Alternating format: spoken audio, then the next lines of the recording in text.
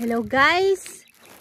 Ito naman ang ating Black Giant na mulberry. Kita nyo guys, sa pangalan pa lang, giant na talaga. Kasi tingnan nyo yung dahon nila guys. Napakalalaki ng dahon. Nagpaspa sa palad ko guys. Ayan.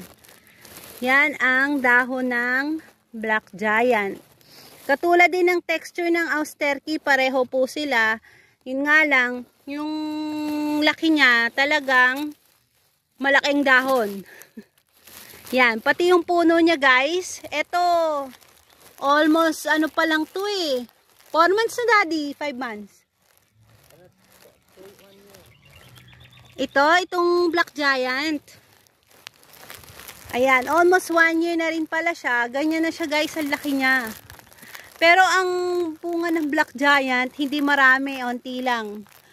As of now guys, wala siyang bunga pa. Puro dahon talaga. Oo, di pa lang namin to pinabubunga, pero ganyan po kalalaki ang dahon ng Black Giant. Yan, medyo ano siya, kunot-kunot yung dahon. Yan, katulad lang po ng Austerky yung texture niya, pero mas malaki.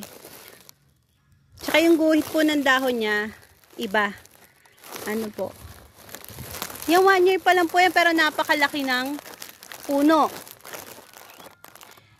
Difference niya po dito sa Austerky, oh. Tingnan nyo yung Austerky, masanga siya. Tsaka yung branch niya, hindi ganun kalaki. Pero magkakaising edad lang yan, almost 1 year. Pero tingnan nyo yung Black Giant, guys. Napakalaki.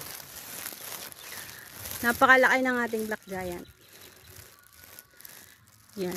Yan lamang guys, ang update natin sa ating mga koleksyon ng mga mulberry.